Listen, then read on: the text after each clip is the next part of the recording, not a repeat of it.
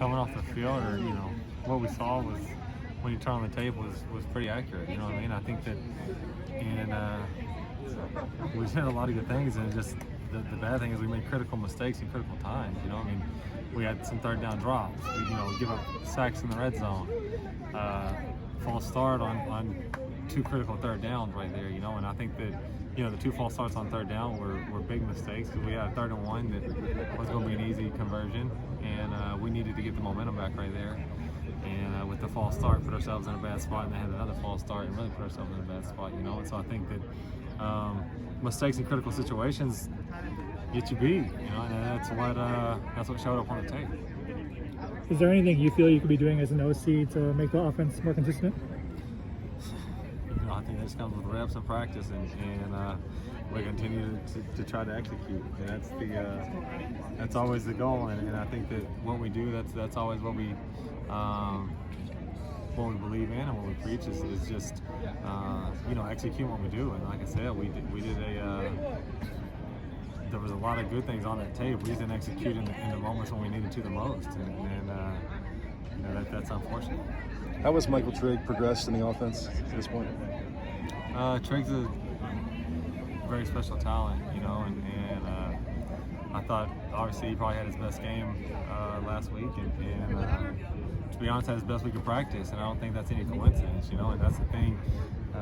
Trigg's a super talented kid, still learning a lot, and it seems like each week he gets a better and better feel and a better grasp of the offense, and because of that, gives us an opportunity to get him on the field more and get him touches. And so, I think just as he progresses and as he continues to learn, and not only learn, he's learning how to he's a young kid learning how to be a college student and a college student athlete, and so there's a lot thrown at him, I think, on a daily basis, on and off the field. And so as the longer he gets around it and he's able to continue to adjust and continue to progress, he's going to be an unbelievable talent, and he's going to, if he can continue to mature and do things the right way, he'll probably make a lot of money playing this game.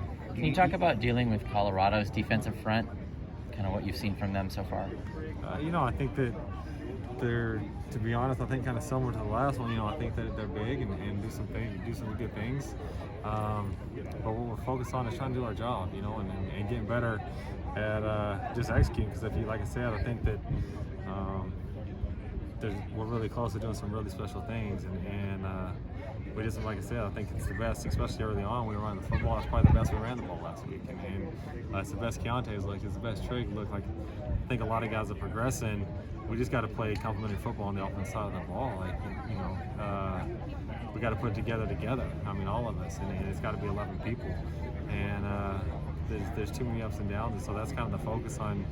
That's always the focus, but particularly now, like, let's just play well together all at once. And I think if you do, you're going to do some really great things and score a whole lot of points. You guys were leaning on Keontae quite a bit early on in that game, just solely him. Is there any thought, since that was working, to maybe lean on him more, kind of as the head of that backfield? I think with those backs, we don't feed the hot hand, and that's always kind of the approach. And then when he's playing well, you're going to lean on him heavily, And like I said, unfortunately, last week when we got down, we kind of had to get away from it, and that hurt us, I think, and then put the offensive line in a tough situation, especially when you got 2 really young tackles asking them to pass protect every single snap, which was kind of seemed like the situation we're in. Just because when you're down like that, you gotta try to come back. It puts the whole unit in a tough spot, and so getting away from that hurt. But when he's playing like he did yesterday or Saturday, I think that you got to try to feed him, because, like I said, he's doing a lot of good things. He was playing really well, and him having the ball in his hand was good for the offense. Is there anything differently you guys did with the run game that led to that success, especially early on? Same sort of what stuff. We do, yeah, pretty much what we do. And like I said, I thought, and as a unit, I thought really, like I said, there was some critical mistakes. They were playing really, really well, and we're moving people in the run game. Keontae was running the football well, making people miss, running through arm tackles, and that's the key to, being good in the running. Like, there's going to be some people's arms loose. There's going to be, and you got to run through a little bit of trash, and you got to finish people. You got to finish blocks, and I thought we were doing a really good job of that, and that was the difference in my opinion, finishing blocks and running through arm tackles. And then Keem had a couple people miss on that touchdown run, which helps too. So, you know, I think that the key is just, like I said, continue to progress, continue to get better, and if we execute, I think we could be a really special unit. You've coached some great receivers. You played with some great receivers. What makes Drake special overall? Yeah, there's a lot of things. But I mean, he's just an all-around very gifted player. You know, I think that you could go on and on about him. How big he is with the ball skills that he has, with the body control that he has and stuff like that. You don't see people like that, and they don't make many like him, and that's why he is. But I think what really separates him from other people that maybe do have his skill set is also, you know, he's a total package as far as being the right person off the field and being the right person, knowing how to work. Not only work on the practice field, but work in the classroom. He's not on any list. He works the right way in the weight room. And so when you get a kid that, not many people have that skill set.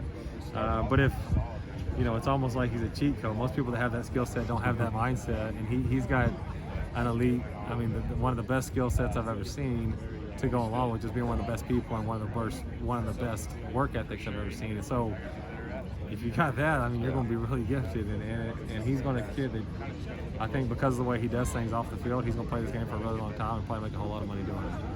Thank you. Thanks, Yep. Graham.